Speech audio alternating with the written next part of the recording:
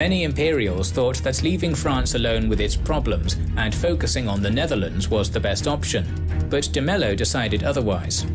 He decided that a defeat inflicted on the French at this moment could force them to sue for peace. De Mello had around 28,000 troops, and although his cavalry was lacking, overall his army, buoyed by tercios, was strong.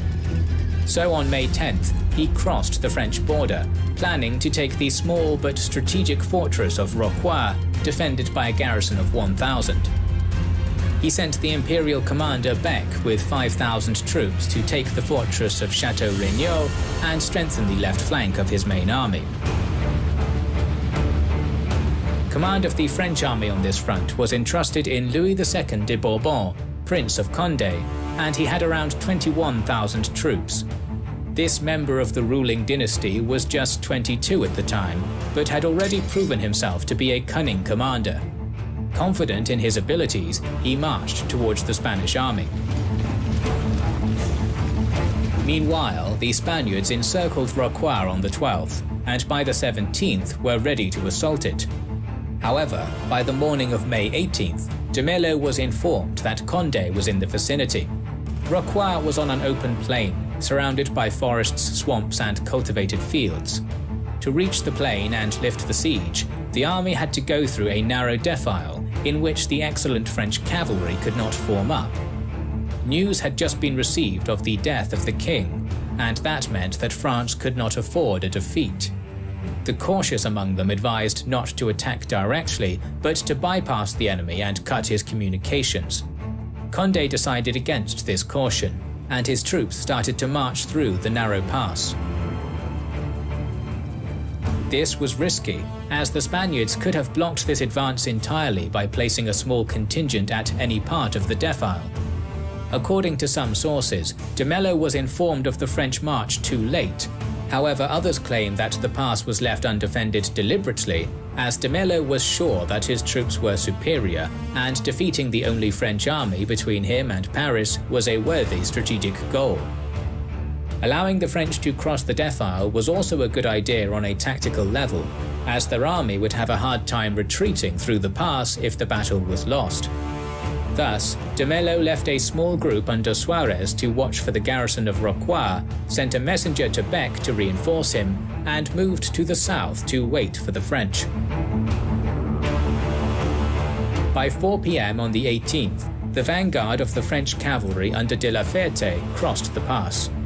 Possibly looking for personal glory, and irritated by the snub from Condé, who appointed another commander to be his second, de la Ferte attempted to outflank the Spaniards from the left and attack Suarez to lift the siege. This attempt was quickly rebuked, and the French were forced to retreat with losses. However, it probably was useful in terms of allowing the rest of Condé's army to cross the defile and form up by 6 p.m. The Spaniards followed suit. Both sides stayed in formation through the night, as de Mello expected Beck to arrive sometime in the morning. The French left leaned on the swamp, and was made up of 13 cavalry squadrons in 2 ranks under l'Hospital. The right was resting on the edge of the forest, and was led by Condé himself with 15 cavalry squadrons in 2 echelons and a small musketeer battalion reinforcing the first echelon. The centre, commanded by Despinon, had 2 echelons of infantry totaling 15 battalions. Condé had his 14 artillery pieces in front of the centre, with his reserve, commanded by Desiraux and consisting of 4 cavalry squadrons and 3 infantry battalions, placed in the rear.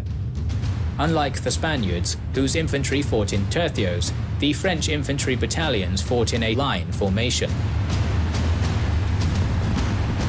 The Spanish army mirrored the French, with cavalry on the flanks and infantry in the centre.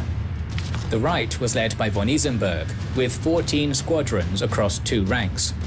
De Fontaine, who was too old and was carried on a chair, commanded 8 tercios in the first line and 10 line battalions in the second and the third, with 18 cannons in front of them, while the left under de Albuquerque consisted of 15 squadrons formed in 2 lines. De Mello also sent a group of 1,000 soldiers into the forest to his extreme left to keep the superior French cavalry in check. At 3 a.m., a Spanish deserter surrendered to the French and informed Condé about the ambush in the forest and that Beck was yet to join the main force. The French leader decided that he needed to attack before de Mello was reinforced, and also sent part of his reserve to the forest, hoping to surprise the Spanish ambush. At 4 a.m., Condé's artillery opened fire, and the Spaniards responded, but the visibility was too low, and these volleys caused minimal casualties. Seeing that his Spanish counterpart was not rushing into an attack, the French general commanded his wings to advance an hour later. De la Ferte, who was leading the front echelon of the French left, ordered his cavalry into a gallop, but that was another mistake, as darkness and soft soil slowed down some of the squadrons. By the time the echelon engaged the enemy, the French were in disarray. Von Isenberg's cavalry, which was trotting and therefore able to keep the line intact, was able to stop the erratic rush of the French and started to push it back, killing many and taking de la Ferte prisoner. The first French echelon was forced by the Spaniards into the second, commanded by L'Hospital. Those who weren't killed immediately retreated to the forests in the south and west. Von Isenberg now sent part of his first echelon to chase the enemy to the south, focusing the majority of his wing on the French infantry in the center. Simultaneously, the right flank of the Spanish center joined this attack, and the first line of the French infantry was forced to retreat with heavy losses, which allowed the Spaniards to capture some of the French cannons. By 6 a.m., it seemed like the French had already lost the battle. However, the situation was different on their right. Between 4 and 5 a.m., the French counter-ambush destroyed the Spanish unit hiding in the forest and took its positions unbeknownst to de Mello. Condé formed his two cavalry echelons into one on the go and attacked the Spanish left. The Spanish managed to stop the French cavalry units on the extreme right, but did not recognize that this opened up their flank to Condé, who immediately used this opportunity to inflict heavy casualties. The second Spanish cavalry line joined the fray alongside one of the tercios in an attempt to form the right flank for the first echelon, but that proved to be a mistake, as the French ambush troops attacked this united line from one side, along with the infantry supporting Condé from another. The Spanish were crushed by this attack from three sides. The cavalry managed to escape, while the infantrymen were killed on the spot. Condé now divided his cavalry into two halves, and the smaller portion was ordered to pursue their counterparts, while the infantry that fought beside him was reformed on the left. These infantry units attacked two Spanish tercios on the left of their center head-on, while Condé's horsemen charged into the flank of the second and third lines, quickly destroying the infantry there and continuing their flanking attack, breaking even more second and third line battalions. Meanwhile, the second echelon of the French centre was joined by the infantry reserve and stabilized the first line against the constant pressure from von Isenberg. Unlike Condé, von Isenberg didn't use his initiative to the full extent possible, and never attempted to outflank the line battalions. At the same time, de Fontaine, who previously was planning to send the rest of the tercios to help the left, now had his own problems, so von Isenberg and the tercios fighting next to him had a vulnerable left flank. That is where the rest of the French first line and cavalry reserve attacked, pushing von Isenberg back and taking back the cannons. At this point, the battle was still in balance, and both sides thought that Beck would soon reinforce the Spaniards. This wasn't going to happen, since the phlegmatic German general, who received the plea for help, decided that his Spanish superior was just panicking and the danger was not real. Von Isenberg's situation was about to get critical. First, L'Hospital and the portion of his cavalry which retreated to the forest in the west managed to reform and attack the Spaniards from the left. The Spaniards were pushed back but kept their cohesion. However, by 8 a.m., Condé, who finished destroying the second and third lines of the Spanish centre, finally swung back and attacked von Isenberg from the rear. The surrounded troops were overwhelmed in a matter of minutes.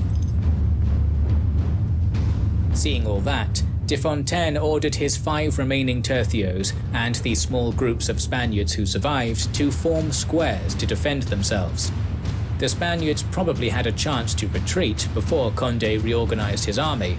However, de Fontaine still hoped that Beck would reinforce him, and trusted that his tercio squares were impenetrable.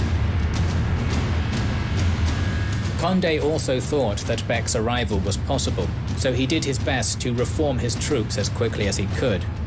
Indeed, by 8:30 am he was ready to attack. Over the next hour, the French attacked the enemy squares from 3 sides thrice. Although their commander was killed and they bent under pressure, the tercios didn't break. However, all the Spanish guns were now in French hands, and the latter also managed to bring their guns closer, so the situation was critical.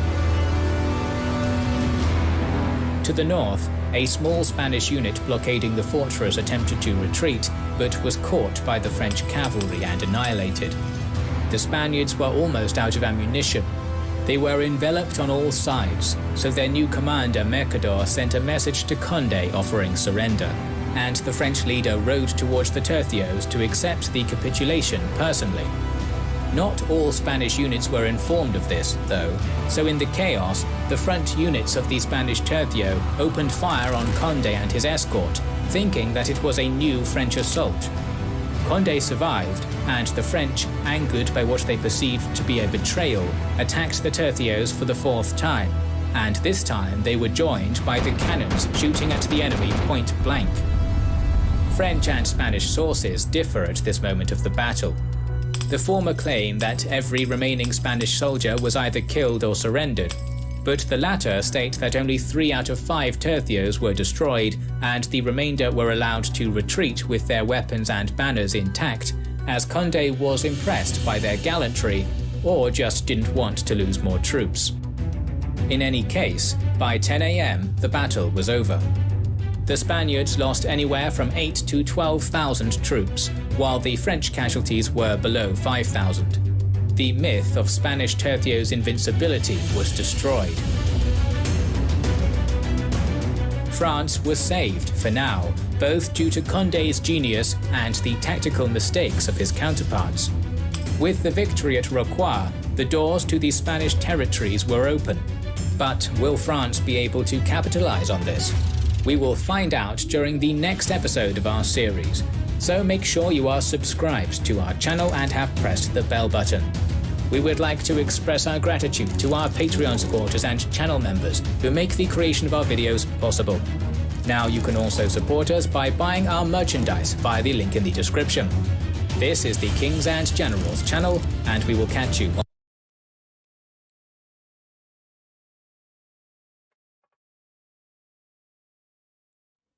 so I could hear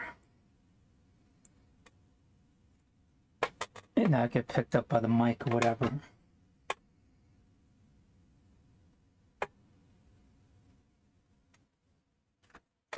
$11 belated St. Patty's Day. Still got the shirt, put it back on. But I was looking at this and it's been like a week, and I just wanted to say a few things. What I think is happening in Ukraine, like we have like, you know, like in a pass in a valley, like an army has to go through, and obviously, you know, the quintessential like ambush when you go down that pass, you know, what's happening in let's say Tbilisi, but Kyiv, whatever. But all of Ukraine is like that, and I don't think people really realize that. It's basically everybody's funneled down to that path of Ukraine. And you see the size of Ukraine and all that other stuff, but you got to take the size out of it. All the military might of Russia is being funneled into there. And we need to focus all of our force into Ukraine as much as possible and not like titrate it up. I mean, granted, we want to like not escalate and expand it, but we definitely want to do more than we even currently think is required, even more than like Republicans think, because it's more of an opportunity to annihilate these people coming in that pass of Ukraine. And that's exactly what it is. It is a valley, um, in analogous to a valley, whatever. So you got to take the geometry out of it or whatever. But whenever you think about a quintessential funneling of men and material, that's what's happening to Ukraine. Berry blast. These usually you're blocked by woods or swamp on one side, like you saw in the pass, another woods or swamp or a river or a mountain, whatever, right? And it funnels everything. And you want to focus all your might. And now in such a mobile war or whatever, or something, a war movement, those geographical things are sort of kind of relevant on maybe the field level and very small scale levels and everything. Definitely with vehicles and stuff like that, but on a grander level with large amounts of vehicles. Even when you saw it in the Kursk salient in World War II, you had these huge wide open fronts in the battles, right? And so now you have what is in essence a block or a mountain, which is NATO. So Russia cannot go into NATO, so they're forced into Ukraine, right? So NATO is is a political barrier, and it acts as that rock, that mountain, that river, that swamp on one side, and believe it or not, the other side of that is Russia, right? So it can't. It already has Russia, so now it's funneled into where? Ukraine. So all the men and material and focus of all that force is into Ukraine. So we need to basically block that pass. And blocking that pass is obviously the logistical support of Ukraine.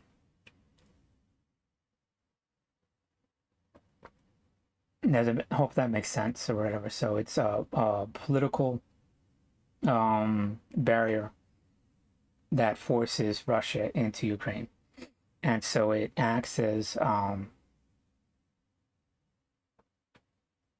all the force coming down into a valley. And it being a highly mobile war, blitzkrieg and all that other stuff, and that's what's happening. So we want to just get our minds outside that confine of a box of people being walking into a pass, because they're marching, with their fucking Lance Connect and all the other fucking halberds and all that other shit. We're walking, plus we're using self-propelled artillery and all this other shit. And we keep calling these howitzers. No, I'm not getting my pet peeves or whatever. That's a target of opportunity whenever we see self-propelled artillery. Just gun it and just tow it out there. Have people learn how to just drive it rudimentarily, just do a 180 and just take it out there. I mean, that's what's slowly leveling the cities. Anyway, it's another story. Another issue that I was going to get into, but it is the de facto funneling of everything into Ukraine. So picture that. So what happens? We want to plug that gap, right? We want to stop it. Talking about Fort Expand, and that's what we're trying to do. Let's see. I do have notes.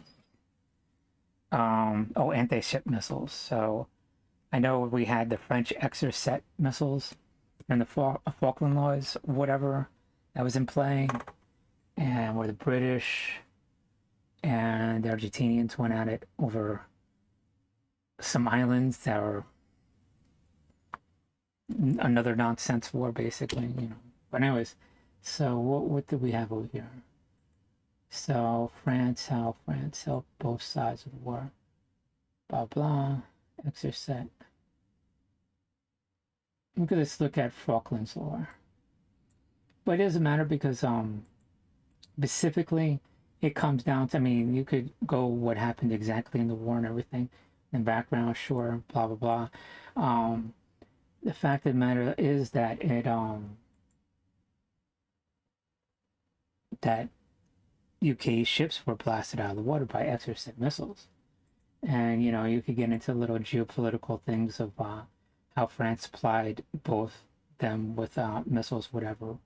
But you want to get into that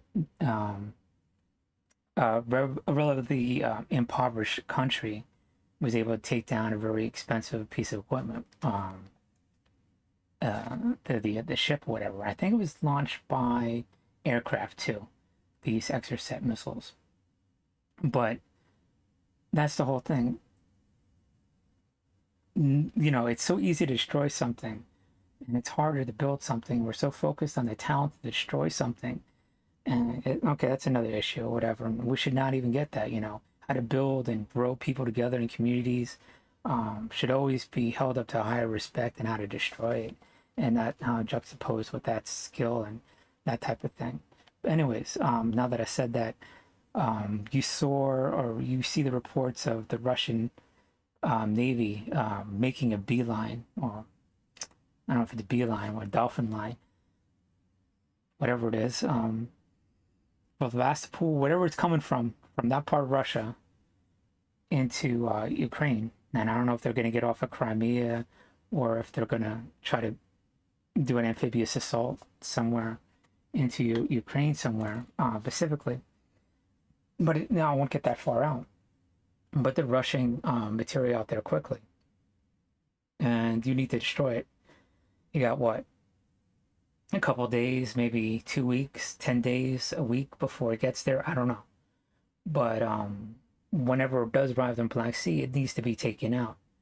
And sacrifices need to be made, because the best time to take it out is when it's at sea.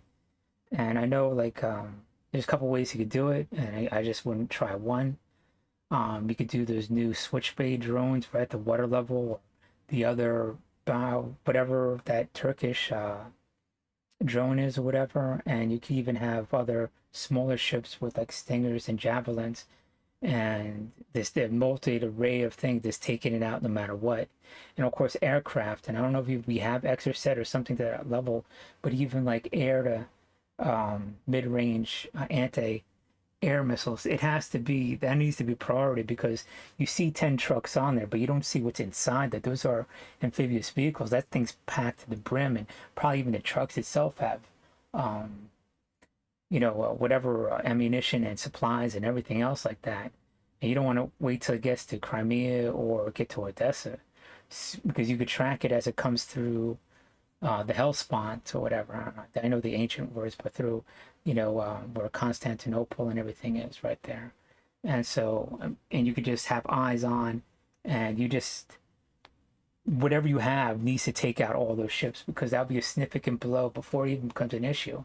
And trust me, once you make a hole in in a ship, it's going down. So it's, instead of like trying to take out those trucks one by one as it lands, imagine one or a few Stingers or a few Javelins, into a side of a ship, and next ship and the next ship or whatever, and that kind of sacrifice. But it's a dangerous thing. I mean, probably the best thing is having the drones come at it and to swarm it or whatever.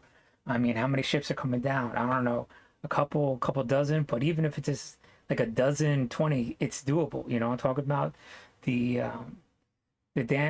collateral, not the collateral damage, but the elimination of the board material would be enormous, and that's like even plays into a psychological blow into the whole war effort itself to Russia. So I would have like a lot of different ways to attack it and to do it. I'm talking about. I mean, even like torpedo boats that we had during like World War II. I don't even know why Ukraine doesn't have them. JFK was on them. It's just like basically a fast speedboat with like 2 fucking torpedoes. I mean, how many, like, we got torpedoes. When the fuck are we ever going to need torpedoes in our lives? You know what I'm talking about? So we should just be unloading torpedoes to the fucking Ukrainians and shit like that, having to take them out. Because, you're trying to eliminate the threat into Black Sea. You're not going to build a navy out of nothing, but one fucking torpedo could take out a ship or whatever. You know what I'm talking about? So that's what I'm thinking. And you could retrofit, any kind of boat, one to bounce and the other just let them loose at the same time They could just keep making circles and sorties out and everything like that to take out those bigger ships, because those ships are going to land somewhere. And we think, honestly, where was I looking at this map over here?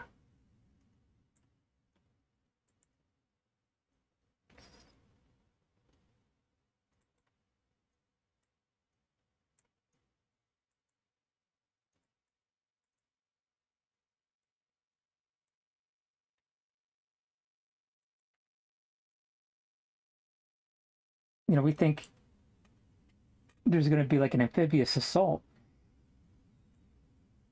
but you know, at Odessa. But what's probably going to make sense is there's going to have to be a beach where they could land all that, right?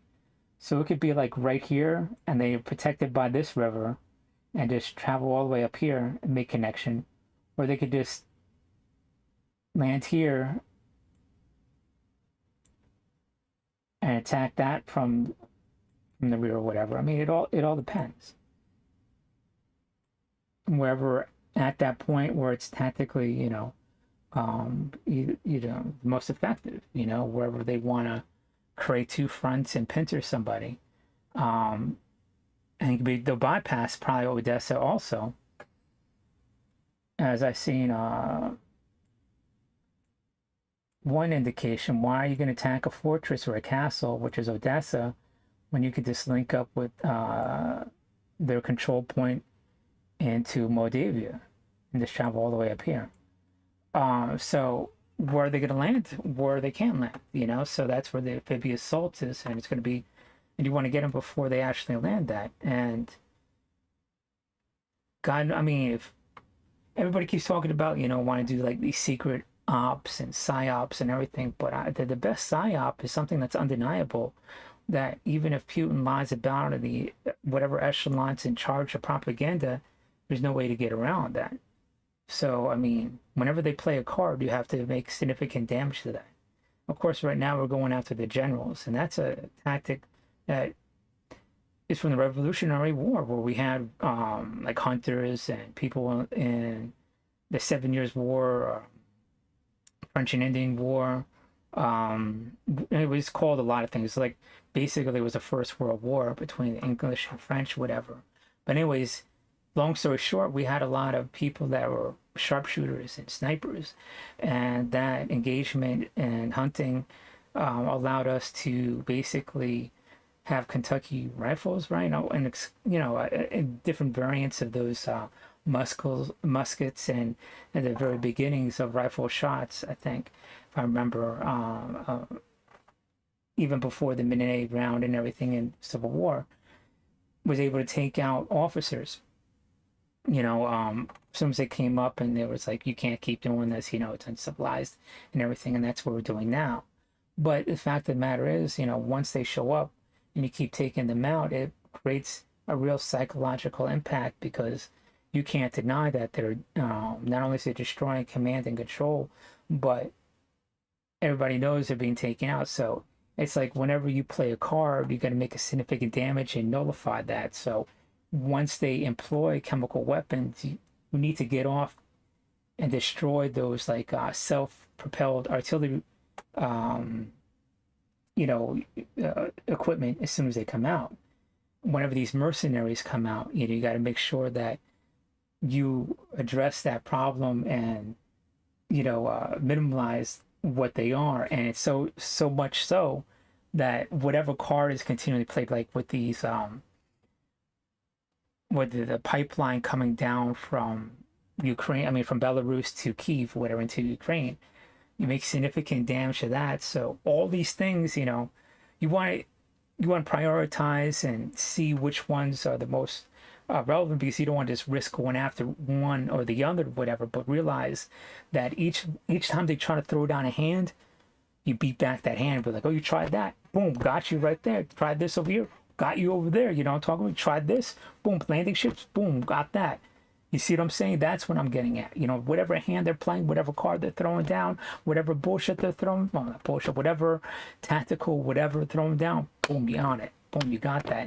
And just obvious. That's a real psychological blow. When it comes down to dealing with violence, all that bullshit fades away. All that, talking shit, oh, you're pussy, this, that, and whatever. When you don't like somebody, even if they win or whatever, you're always going to call them pussy and be like, oh, they can't, Ukrainians can't do this or that or whatever. We're going to conquer them and whatever, saying it's okay because they're not people. We could commit genocide.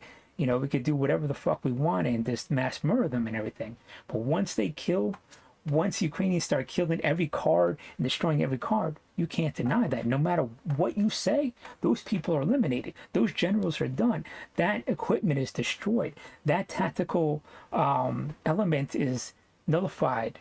So that's a real psychological blow. That's real psyops. What I'm talking about? And that's what you want to get into. Now, once you get that victory, then you want to throw it in their face. But what's up? What are you gonna do? You don't want to talk shit before the fight. You talk shit after the fight. You know what I'm saying? You don't have it all like blow up in your face and you all lose or whatever. You know what I'm saying? So as soon as you do that, be like, look, you already tried that. What kind of general you got? Bring him down. We'll kill him too. You know what I'm saying? Whatever tactical shit, we'll do that. And right when it happens, boom, be like, we told you. Don't talk about this is what happened. Whatever card you play, we're gonna destroy you. You know what I'm saying? You build on something that's solid, undeniable, and you pump that up. You know what I'm saying? You don't try to make bullshit and whatever. That's that's a house of cards. And you just kick that over. I mean, you can just disregard it or whatever. You know what I'm talking about? But you have to because you got to focus on real shit. Ending real fucking tactical issues. Real fucking battles need to be handled or whatever. That's my thinking. And so that's what's going to be a psychological blow. And what you're trying to do is try to get really the GRU, the military intelligence, to be like, hey, what I'm saying? We're going to lose this shit. I mean, obviously you can't convince the FSB because if they're wavering, obviously Putin knows what to do. He's going to put in loyalists. I'm talking about people that are diehard fucking Russian expansionists, we call it Slavic neo-Nazis or whatever, So it's just like, we're going to expand no matter what. If we don't go fuck, if you're not Russian enough, we get rid of you, And they're going to just like try to purge the country and do another kind of program where they eliminate, any kind of people that don't as Slavic thinking as they are, So I don't really think you could get the FSB, the turn or whatever. But if you keep delivering loss after loss, if you are forcing the GRU, military intelligence, to be like, there's just no fucking way. What I'm talking about? Because you literally are beating them. You know what I'm saying? And so not only do you have to win, but you should also focus on that. That's how you communicate to them. You keep you could say whatever the fuck you want. You're not going to convince them other than delivering losses to them. And whatever card they say, whatever card they play, you're beating them. That's the only way. What I'm talking about? So that's how it is. But,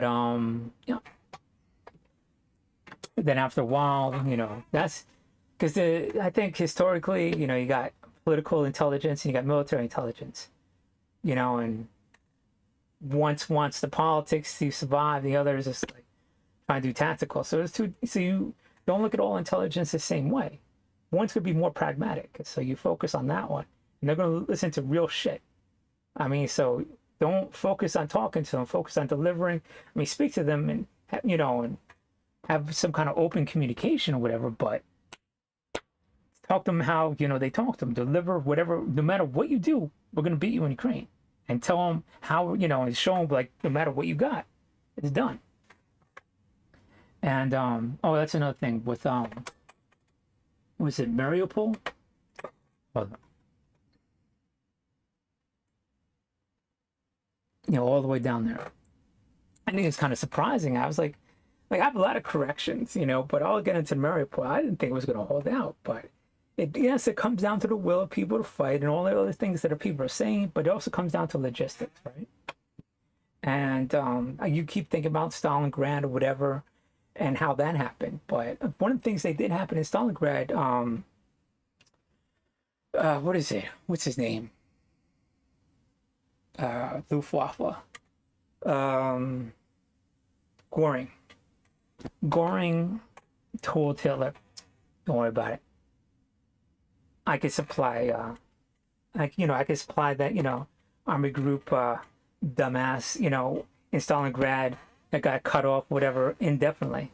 And so they try to like airdrop shit. And some shit got through, something went to the Russians or whatever, but there was just never enough. Didn't really have like the capability of airdropping shit, right? So I mean that's one way.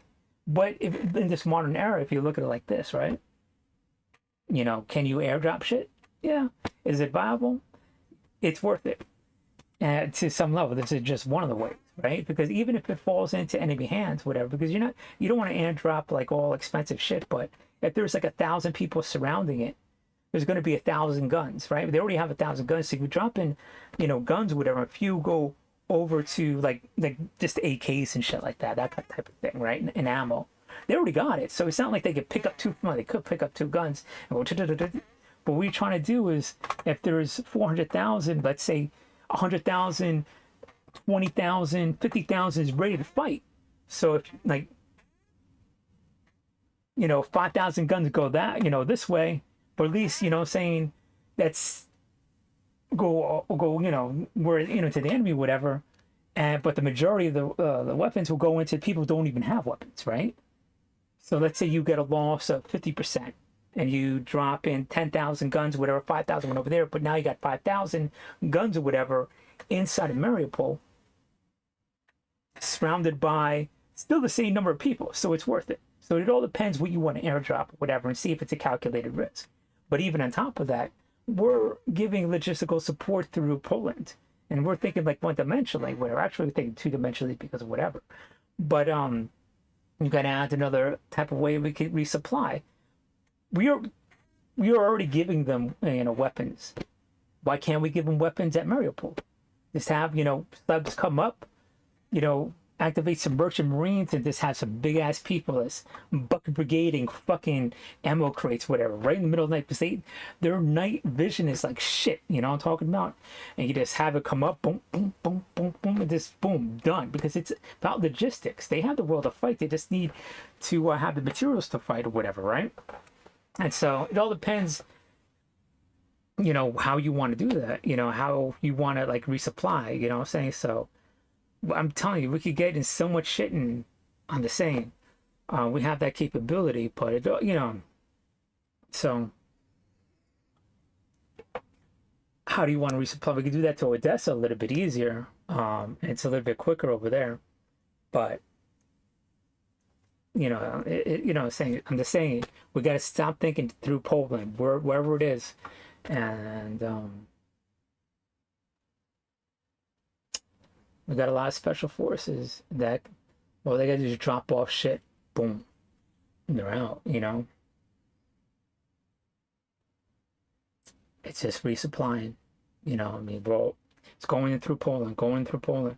So what is the difference that instead of it going into Lviv, that's Mariupol, still Ukraine?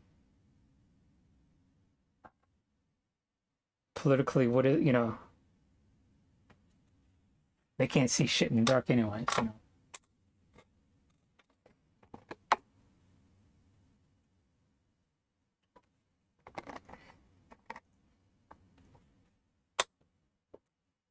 You're not risking any kind of engagement, because all it is people unloading shit. It's not like in the skies where you're having, got to fight it out or whatever, right? And once you drop it off, you tell Russians, peace, deuces, I'm out. You know what I mean? So, saying that's just how it is. And we have better subs anyway, so it's not like they can detect us. But, it all depends on to you. It's pushing against everything, but just how you want to resupply Mariupol, and any kind of taking equipment in that region could force like just a temporary corridor and resupply it. And it could hold, and I think as long as it's supplied, it could hold out indefinitely, right? I mean, they're madder than shit, everything that happened with the children being killed and everything. So give them what they need, and everything needs to sort of kind of be decentralized a little bit. Well, not decentralized, but the weapon system spread out, because you want to have Q caches of javelins and stingers being overrun again and shit like that, because they're just making this slow, methodical grind of annihilation, and it is genocide, and it's just like it's a medieval fucking territorial grab. And that being said, like every child needs to just leave the country. I mean, as like if you're within 25 kilometers of the war, or of this ever increasing battlefront, it needs to have like martial law saying, no, you just got to go, man, because what's happening is that those kids are the future of Ukraine. So if you know you're fighting genocide, you got to get the future of Ukraine out of Ukraine, because the only safe place for them is not in that country. And if you want to rebuild that country, you got to have those kids. And honestly, they're another food. They're eating up resources. Just everything about it. You want to free up those people to actually defend, and you got to think that coldly about it too. And you're thinking, well, will those people come back? And yeah, they will. I mean, I'm an adoptee, and you're always pulled by your heritage, I'm Native American, so I'm always pulled by it, I'm talking about. It's just like, even though I was raised German and Italian, it's still, you have this draw towards you. And I even remember like being in the Marine Corps, it's just like, would you fight for the reservation? That kind of thing. And I was just like, yeah, of course, and then, but I was young and stupid, but if a white person said that, there's very few non-white people in the infantry and the Marine Corps or whatever, but if a white person said that, it would have been a lot different, I mean, like, I seen people with Irish mob and stuff like that removed from before they were even allowed in and everything else like that, well, in Jersey and shit like that. But I mean, so it's a lot different, but there's always that draw. And I have a Ukrainian friend that was adopted. You always have this draw to come back and build, and so get educated outside of Ukraine, and they'll come back and build it, and they'll be spared from all this shit, all this chaos and all this destruction. I mean, it's just like, and be built even better. Soviet era stuff, is being pounded to the ground, and unfortunately ancient, not ancient, but historical sites and everything. But yeah, you gotta have like that kind of and build that kind of trust into people, that they'll do that. Not well, everybody, but I think a lot, like a good number. Not, I mean, if they get killed, they're not, what I'm saying? So you got to let all the kids go, and it'd be more effective fighting force, because now the kids leave, and the women who are not contributing to the fight also leave, whatever they could take care of those kids, but everybody's there need to contribute to the war effort, building defenses, and I think I was gonna title this, I might not be a Vlad, but let me tell you about Ukraine. I'm not a Vlad. There's so many Vlads, it's like weird. Anyways, another story. Talking about keep. They say, if it gets like leveled, whatever, then it'll lose, and I don't think so. I mean, Mariupol, yeah, because there's no underground or whatever. I could see that slow, methodical build. They weren't prepared for us. This is they were already sort of kind of surrounded, or, early in the war. But Kyiv was able to be built up and has a subway. And as long as they keep expanding that underground, and I really hope they keep digging. I mean, not just trenches or whatever, but underground places where they could eat, sleep, produce, repair, have hospitals in the subways, just elongating the subway system out or whatever. They shouldn't be just sitting there. They've got to keep building a larger underground or whatever, because the bigger that is, honestly, the deeper they dig, is the more they're going to survive and keep. It just is. Even if it gets leveled, which is, I don't know, man. It's just there should be no idle population in Kyiv anyways. There's too much to feed. So I mean,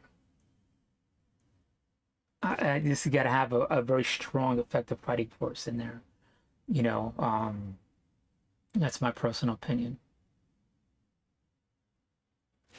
Anyways, so the and the thing is, like, people looking at 3 million are leaving, and if you do the math, kind of like half of it is women, so you got 45 million, so you got like 22. That's not really going to be how much is going to leave because you got, you know, children and everything. But I did a rough estimate around 10, 12. Ideally, you would have 20 million leave or whatever, and they all want to stay in Poland and thinking like well, when it's going to be over, they could come back. But Poland has to get really hardcore with them, be like, no, man, you need to go to another country. This is a waypoint. You need to go to UK, Ireland, Finland, Sweden, Norway, France, Spain, Portugal, New Zealand, you know, US, Canada, Australia. You need to get out of because this is going to be too much. It's going to bloom up to like 10 million, you know, what's coming in there, you know what I'm saying? So get those people out, you know, don't let genocide happen before it does. And Poland needs to just quickly keep that movement of people, just keep going. People coming in, people going out. But 45 million, we'll say. Conservative estimate. Half that be women, 20. And women, children, maybe around what? Children would be about 10 million, say about 8 million. So obviously, why are children even being there? They should just leave. I mean, 13 and younger, boom, they got to go. Or they killed and they could rebuild the country, worst case scenario.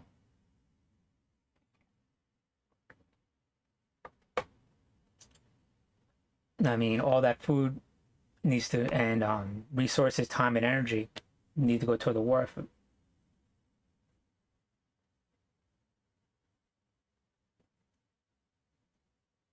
So take out those ships, make some hard refugee decisions, and consolidate and make more effective your fighting force. I mean, it's only like 30 days into it anyways, right? Less than 30 days.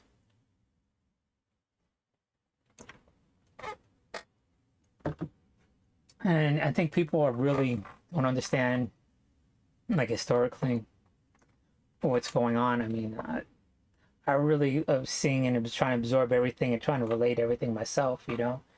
But I know, like, but people look at Russia as this juggernaut, and it's just not. It's just like we liked people who were American, who were white, liked Russia because of how, like, they could hide the racism within Russia. And so we looked at Russia as like this big juggernaut or whatever, like it could just be all powerful, all conquering or whatever. And so you had a lot of people supporting Putin where they could like hide the racism within that without making it seem legitimate. And like it's very capable and I mean like just genius, whatever else like that. But during World War One, World War Two, they were pushed back because they didn't have time to mobilize. They didn't mobilize in time, right? Like 6 months into it, they just kept pushing back. We're only a month into it, so Ukraine is still mobilizing. Even right now, like Putin thinks like he could just walk right in. Obviously, he didn't. But wait till Russia really mobilizes, then it might be an issue. You know what I'm talking about? But it's going to take months for that to happen because he's going to start, you know, getting rid of certain people that are not going to be in the war, that have his ideology and everything else like that. So, and he's going to try to force these people to fight one way or the other. You know, is it, you know, no step back rule or whatever? I don't know what the fuck it is, but it's kind of too late for it to begin with because we enabled Russia to have this wealth. We were okay with Russia having this wealth. We were okay with having Putin have, you know, this ability to wage war on his neighbor. Like, you know, it's just money, it's fine or whatever, you know. I guess maybe we're arrogant, that's not going to happen at some level too, right? I mean, we could get all these like political discussions and all that other like semantics and everything, right? But we already cutting his ability out to make equipment or whatever. So can he fully mobilize to that extent? No. With the Winter War acts, lasted 108 days.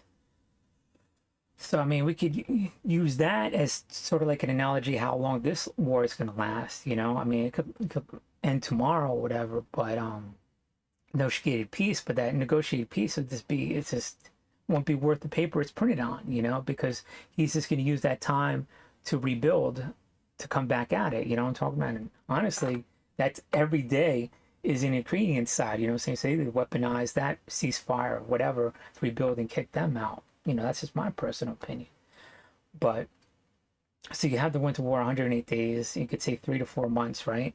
And the outside, I don't see it lasting outside of 2 years. And I don't want to say like by Christmas because everybody says that and it's very quintessential. But for them to last beyond another a winter, I don't see that happening because during the winter, they're not going to be well supplied.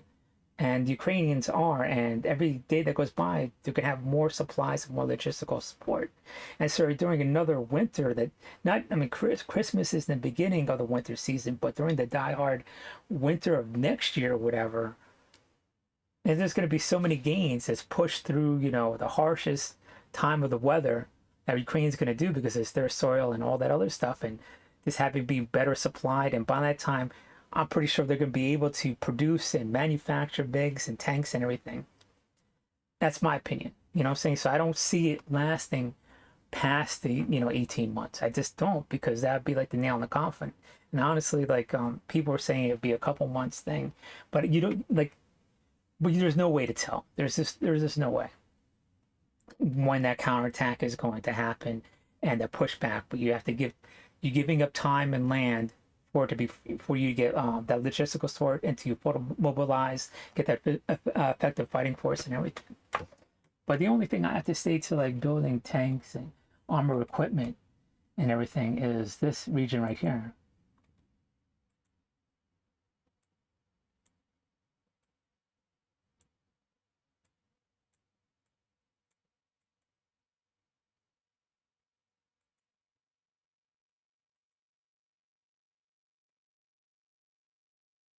This is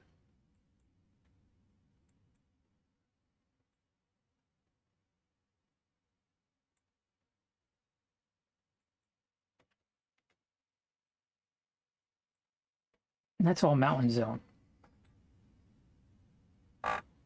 And what Russia did in the Urals is that's where they relocated all the factories and everything else like that. I mean, they were kind of in the open, but my fault.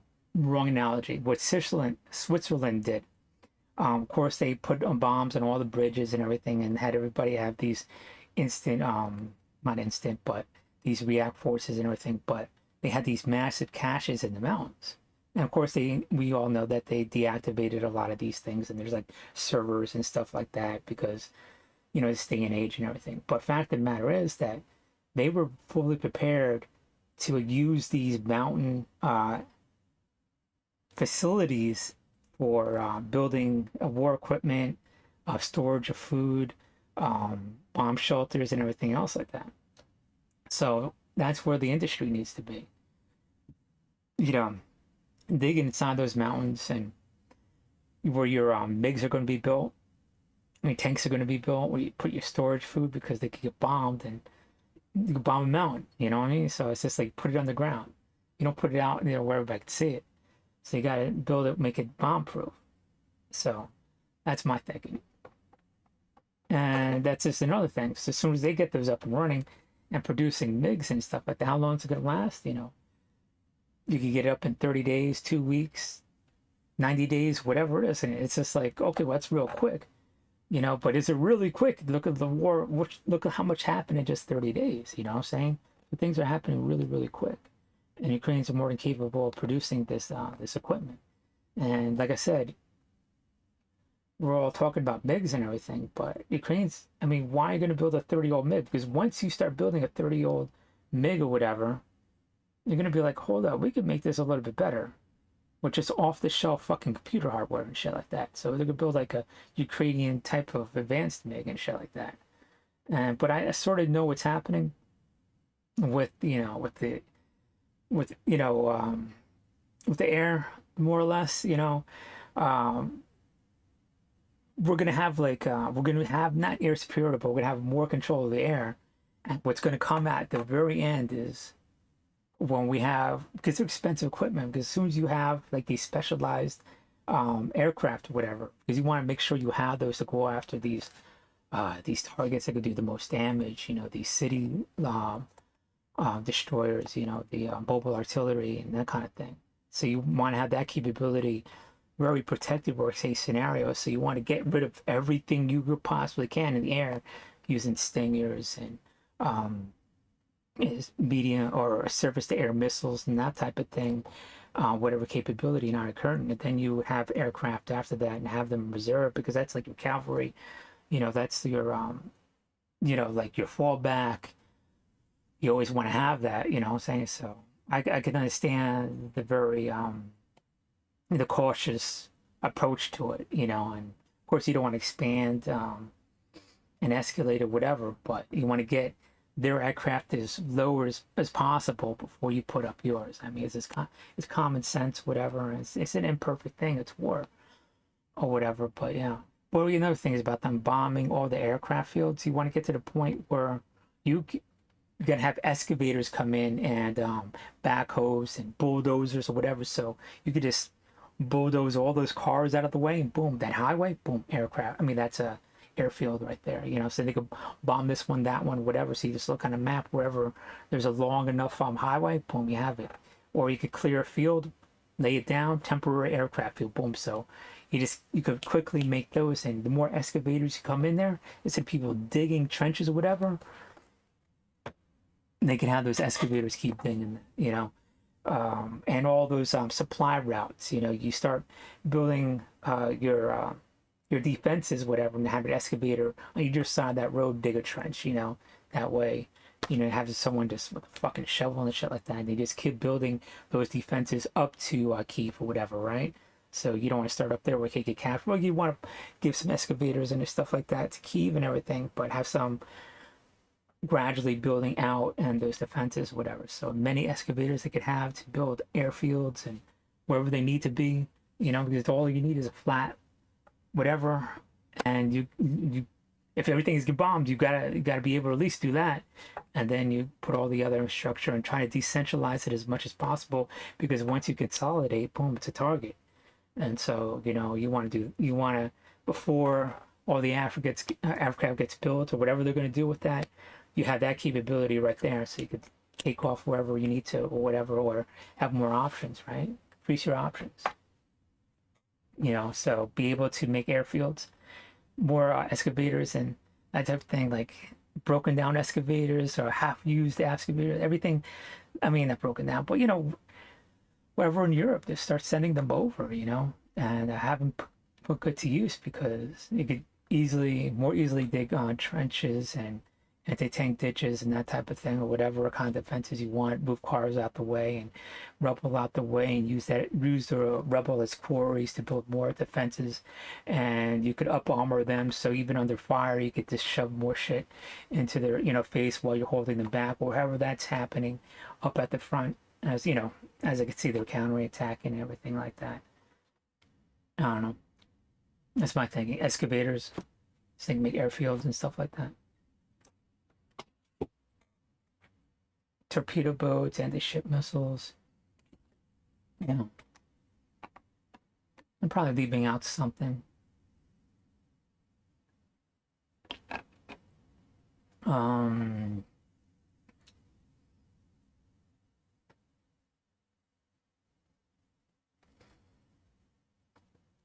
Even on the Dnieper River, whatever, could even give some torpedoes to this side of Ukraine. Well, again, the side that's more controlled. Because if they build a pontoon bridge, right? Things are flimsy, just have a torpedo, boom, so it can't do any harm. If we have so many goddamn torpedoes it's never going to use, might as well just have that, but you can't have them cross that that river or whatever. That has to be a real barrier, you know.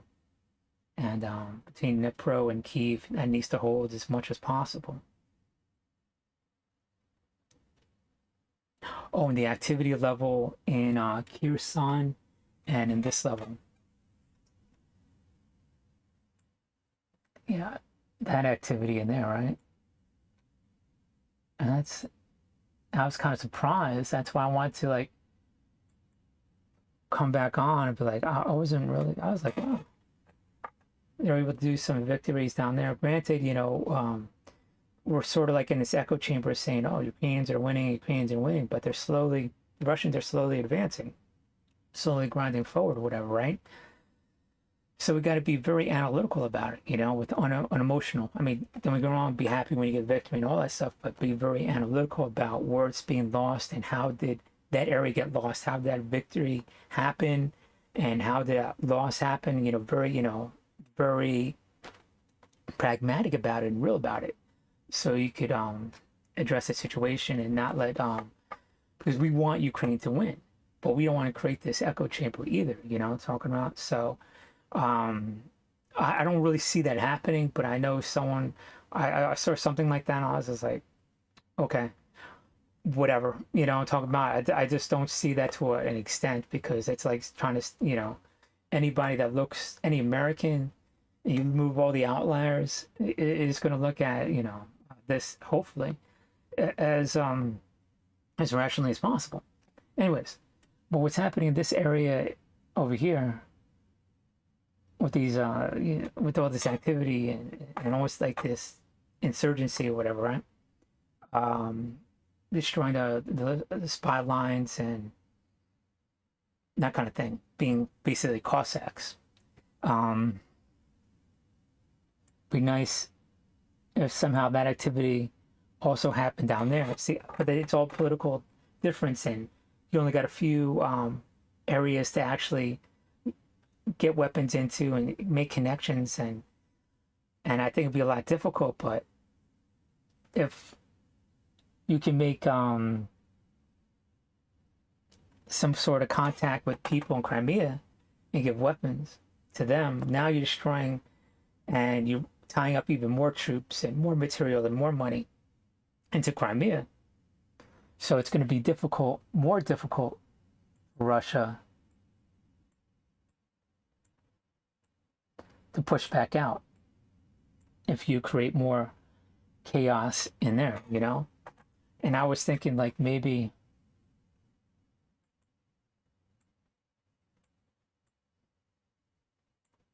somehow Odessa could somehow secretly put in weapons and material into Crimea over there, you know, and just create that, because that would help out Odessa. It would create a lot of chaos in Crimea.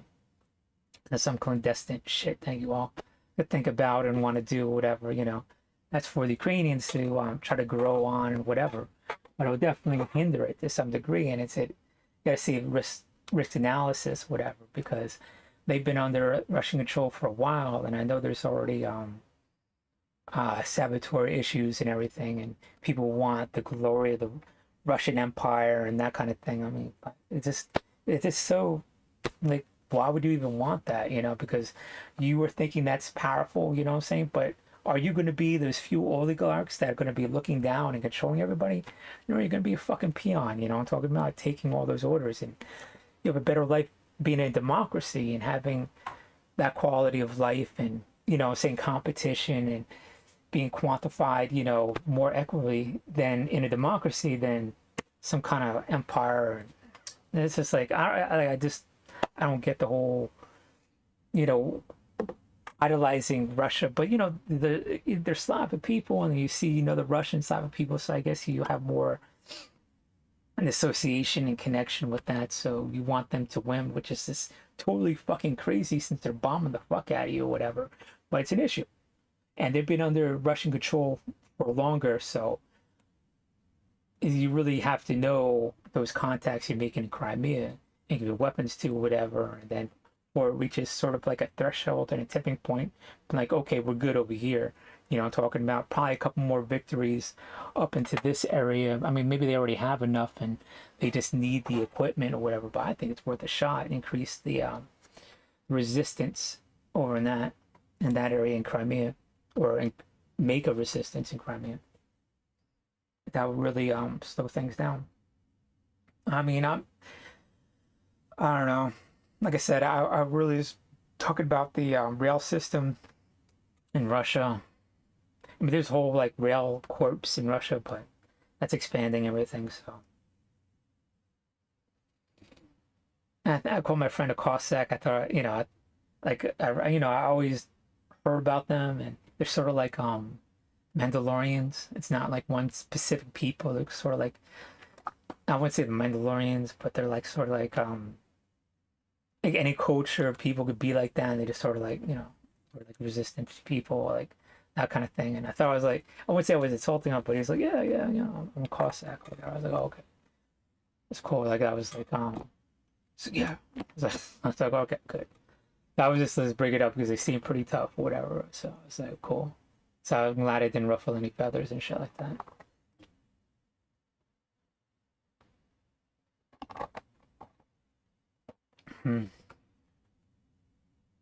But did I get everything? Yeah, I think I got everything. I mean, there's other things, but you know, I don't know exactly the relevancy is everything, you know. But those ships going down, it should be priority. I mean, if we had, or the world had Exocet missiles, and French, you know, being a smaller country, was able to take down ships and expensive ships in 1982, 83. Forget when the Falklands War happened. They're just landing craft. You know, they're not these heavily destroyers and fucking battleships and all this other shit, you know. They could be taken down. They're just fucking supply ships, whatever. Boom. Drop them to the bottom of the Black Sea. So much equipment done. So that's what I just wanted to get that out there, you know. That was the main bulk of it. Other stuff was this sort of stuff I was talking about. I guess with the AA guns that I was talking about last time, because you give anything that's anti-air, anti-ship, anti-tank, you know, they'll give it to because it's defensive in nature. And I was like, well, if you can't give something aggressive and, you know, modern day weapons, I guess, you know, it's safe that you give more weapons that are effective now that were used already. I mean, it's sort of like what I sort of had this discussion, or I use this analogy towards, you know, this, sometimes it comes up like the spear mentality, right? 1,000 years ago, a spear can kill somebody. Now, if you use a spear, it could kill somebody, you know, it's telling you, right? And 1,000 years from now, I'm telling you a spear is going to kill somebody. Think about it like with the aliens, like from the sky, you know? So they're not going to be made of fucking steel and shit like that. You take that spear and you jab them, whatever, you're going to be able to kill them. You know what I'm just saying? So, I mean, stop thinking like you can't handle it. You're going to be drawing some blood and taking their weapons and learning their weapons and all this other shit. We'll be okay. You know what I mean? My point is that just because it's from World War II doesn't mean it's not going to do any kind of damage now. We got to, every bit of equipment helps or whatever. And they got AKs that's like, you know, this whatever, you know, I mean, they got light machine guns. I mean, I wouldn't even consider an AK a machine gun or whatever. But you got saws and medium machine guns and 30 calibers, and you got your heavy grenade launchers and your 50 cals. But your AA guns, that's like a super heavy machine gun, if you sort of get what I'm getting at, right? You know, so you gotta, will you be able to take down like a fast moving jet? Yeah, if you get lucky. I mean, I think that's how they shut down you know, Blackbird, right? I'm not, like over Kosovo or whatever the fuck it was back in the day. You know, someone is tracking it, some freak guy that's just been on it like nonstop was able to track it by sight, mobile site or whatever. So, but can you track a fucking tank going 10 miles an hour? Yeah, you could track it with the AA gun, and it's like a super heavy fucking machine gun. It's a lot bigger caliber than a 50 cal. It's gonna ting, ting, ting, ting, ting, and just knock off tracks and eventually dig through armor or whatever. Especially the reflective armor they don't really have anyways, and so. And tell you the truth, you want to make these vehicles which are going to make the Russians work for the kill. So if you make like an armored vehicle, you protect it from small arms fire up to the heaviest you constantly go. I mean, you're not going to really protect it from a javelin or whatever that they stolen, but you want to make them work for that kill. So there's different geometrical configurations that you can make the armor. That was learned, by basically the Russians. I mean, we know them, but you just look at these objects. I don't know, 262. Is it? I don't want to give out a number arbitrarily, whatever. But I'll just look it up.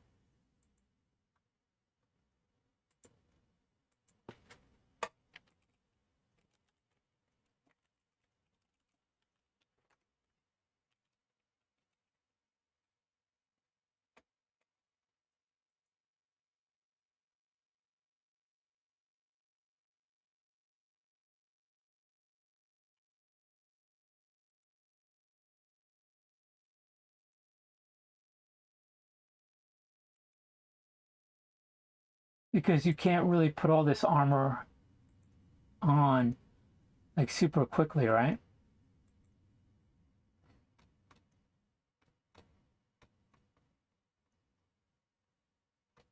So you just want to make it in that geographical configuration, sloped armor, and make them work for every kill because you deflect the blast. Let's see if I could see it. You just quickly put it out as fast as possible.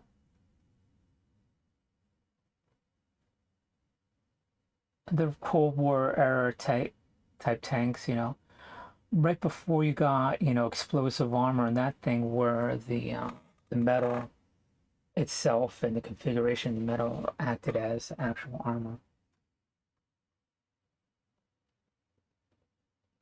Usually it's sloped and everything, or rounded.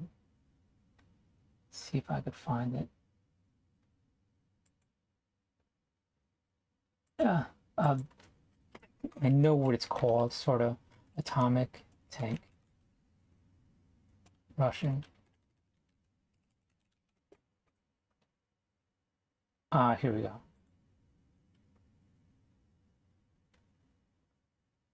It's not.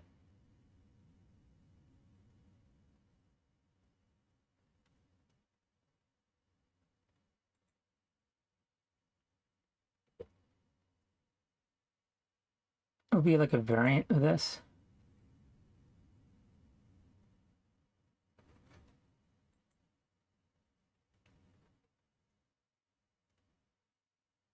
Of this like sloped armor. This heavily sloped armor. Even this would be like rounded and sloped.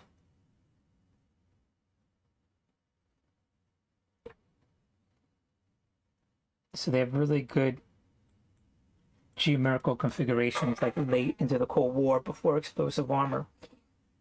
So any kind of like heavy machine gun or whatever, you can quickly just put it out as fast as possible. I mean, you could, or modern day tanks and everything, but if it depends if you could get the explosive stuff, and you could always put the explosive armor on top of that, but you don't want to make it that heavy. But just look at, there's a couple of different designs that you could just really pick up and go. That's what I was thinking. But anyways, point being that you put on armored vehicle, put sloped armor onto it, and make them work for every kill. Yeah,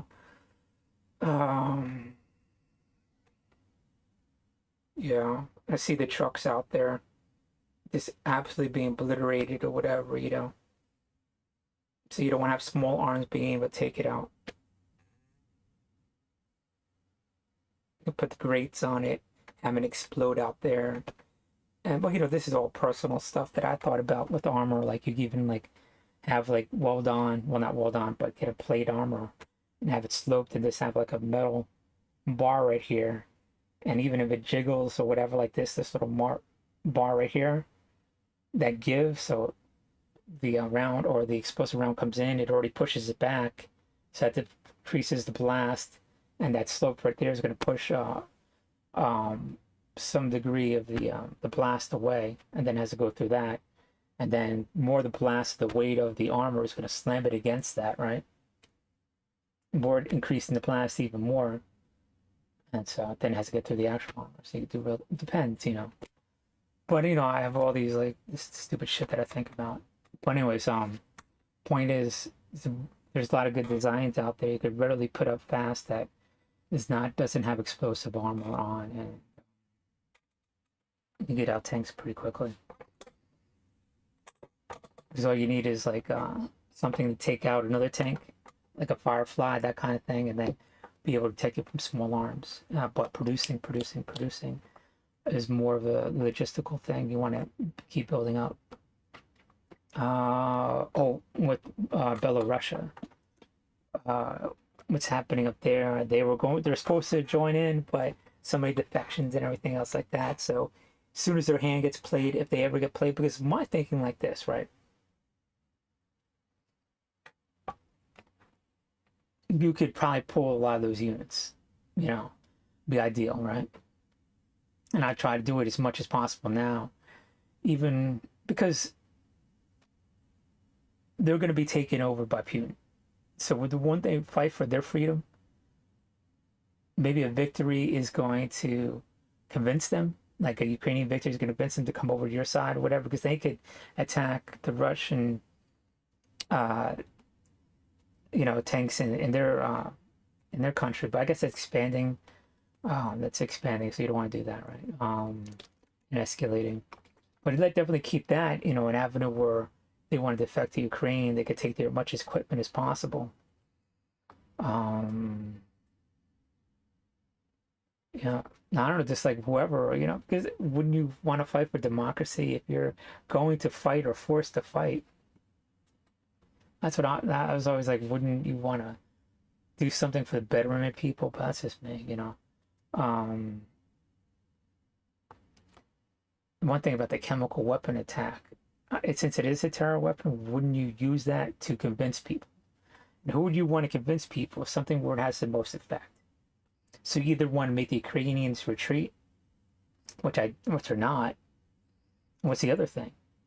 The false flag where they attacked Belarusia to force them into the fight. So if there is a chemical weapon attack, it's probably going to be in Belarusia, But look what these fuckers did. They're already developing in Ukraine, and they're doing this and that and all this other propaganda and lies or whatever.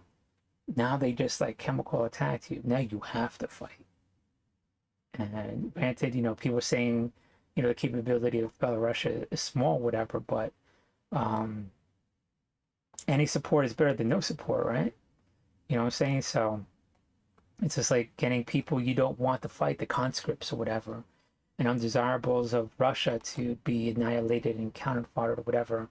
But that's what's going to happen. He's going to try to purge Russia and make probably punitive battalions that have to go in there and into Russia and just grind them down or whatever. People not knowing where the fuck, where they're at and why they're fighting, whatever. But Putin doesn't care.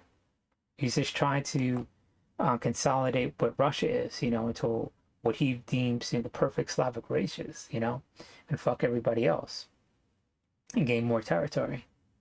So, you offset that by removing the people that he wants to commit genocide as out of the country and safeguard them. And you don't know what Putin's capable of, probably everything historically you read about an emperor or a czar or any kind of person like that. Stalin, and millions of people died. And especially, and I don't think people really kind of understand, well, I don't understand everything, but I sort of understand the level of Putin's wealth.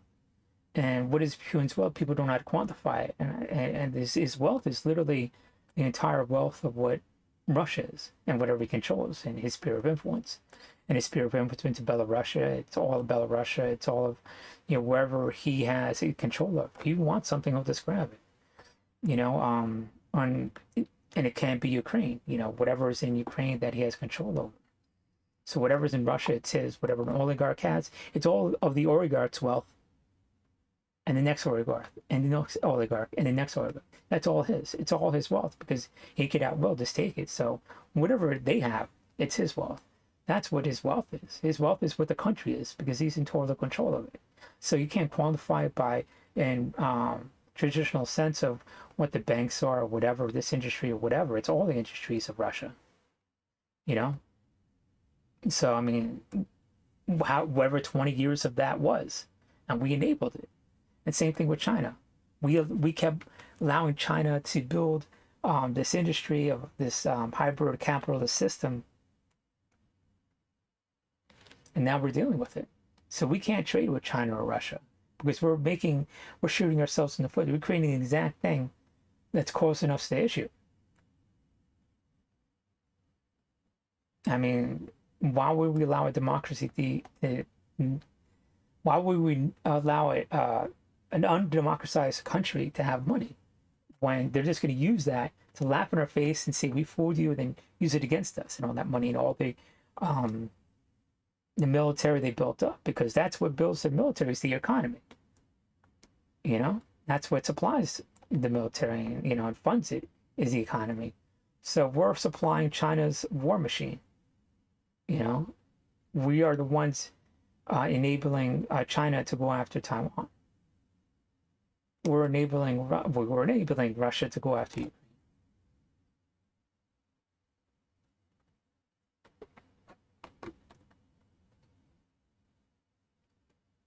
Why should we make our own problems?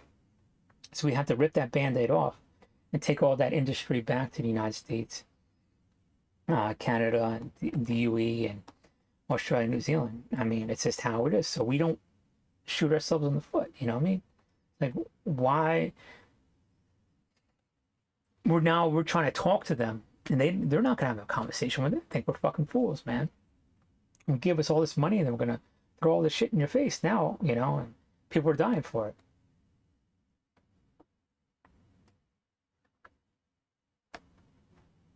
We're just so arrogant, thinking we're smarter than everybody. Yeah. I mean, it's good to have confidence, but we got to make a lot of good decisions that way, the bad ones, right? And right now, making our own stuff and being self-sufficient and relying on good people is the right decision. I mean, I'm Native American and we're built on genocide, but we keep pushing towards a better society. And we take steps backwards or whatever, but if you're outright trying to commit genocide, you don't want to do that. You know what I mean? If anything, a lot of minorities want to help people to the Constitution that everybody's created equal and keep pushing for that. And to give money and do business and having somebody whose whole being is to be dominant and subjugate other people, of course, those weapons of war are going to be used against us. And no amount of diplomacy is going to like stop that. So, I mean, it is what it is. Bring everything back to the United States and back to civilized society, back to democracy. Or else we're going to have to deal with people trying to destroy civilization and instill a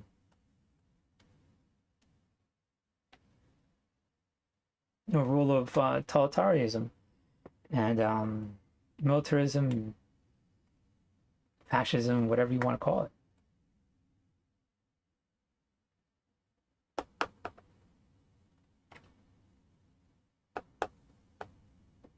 Anyways, I was going to get into studying for my my broker's exam, so I got to do that. It's just kind of methodical. You know, gonna make my notes and print it out, so I have some kind of physical, tangible, tactile thing I can look at instead of just looking at a computer screen. I need to sometimes just read it and turn pages and stuff like that, you know, absorb it, because we have to be in front of a computer. Maybe it has to deal with, you know, the different stimuluses of just the whole computer, you know, with the light and blue light and all this other shit, but or even the physical position and environment of being in front of a computer and what that actually does and how it can control your attention away. So I like to print things out, and that's what I'm going to do with my broker's exam. But I'm doing good. Happy St. Patty's Day, a day late. Destroy those ships.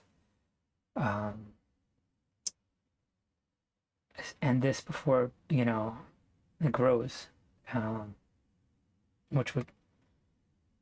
Which can be done because they already predisposed in a certain way to move no matter what we do. And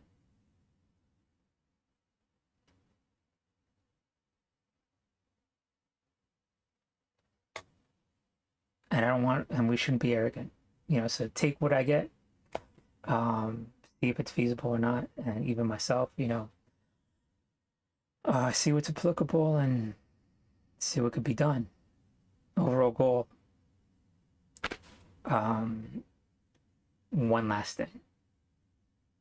If you deliver a victory, I mean, if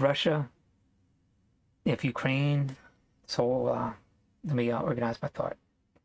If there's a big enough victory for Ukraine over Russia, at the negotiating table, I could see this table turning. That instead of Russia dictating demands what kind of political system and stuff you have in your constitution that Ukraine has to have, because that's what they're doing. They're holding a gun to Ukraine's head and saying, you got to do this. You can't join NATO. You can't be closer. You can't be in the UA. You can't do this. You can't do that. But we're going to make it look like, you know, you're making decisions yourself, but we have a gun to your head or whatever saying you have to do this and that. Get enough victories, turn that table and be like, look, Russia, you're going to have to be a democracy or this shit's not going to end. You got to get rid of fucking Putin or this shit's not going to end. How about that? You tell the generals that, all right? You want this war to end? Kick out Putin. You want this war to end? Be a democracy. Turn the tables on them once you get enough victories and see this. And once you do that, and I'd be like, look, I want all you at the table to see how you're going to get rid of Putin, how to get rid of that totalitarian regime and make a democracy. You start that conversation right before them and be like, you need to talk about that right now, right in front of us, and boom. And that's it. Done. You know what I'm saying? And have to negotiate, and that'll be, again, the shit, you know what I'm saying? Come back at it for the next talk. So you start the conversation, be like, how do you make up Russia a democracy? How do you get rid of Putin or whatever? You turn the tables with them, you tell them what kind of political system, you tell them what kind of political system. Fuck them. You know what I mean? That's what you gotta do. Now I'm out. Peace. Happy St. Patty's Day. All right. Go to Ukraine.